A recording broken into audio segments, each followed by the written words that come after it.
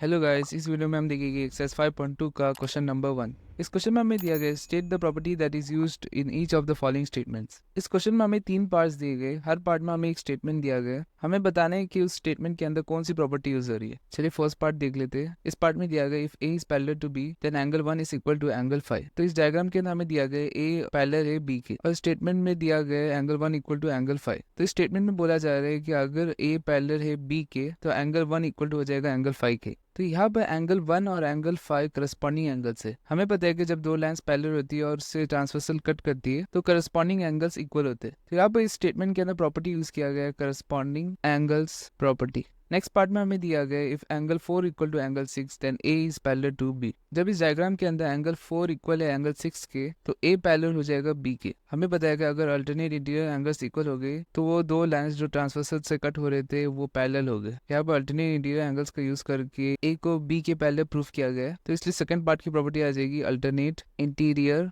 Angle property. Third part में हमें दिया गया if angle 4 plus angle 5 equal to 180 degree then A is parallel to B. अगर हम एंगल 4 और एंगल 5 को ऐड कर रहे हैं और हमें सब में मिल रहा है 180 डिग्रीज तो इसका मतलब ये दो लाइंस पैरेलल है। ऐसे एंगल्स को हम लोग को इंटीरियर एंगल्स बोलते हैं। तो यहाँ पर प्रॉपर्टी आ जाएगी को इंटीरियर एंगल प्रॉपर्टी या interior angles on the same side of transversal. तो हमारा क्वेश्चन नंबर 1 कंप्लीट हो चुका है। इस पूरे चैप्टर की नोट्स आपको नीचे डिस्क्रिप्शन में मिल जाएगी। अगर आपको क्वेश्चन नंबर 2 देखना है तो आप इस वीडियो में क्लिक कर सकते हो। अगर आपको इस चैप्टर की प्लेलिस्ट देखना है तो आप इस प्लेलिस्ट में क्लिक कर सकते हो।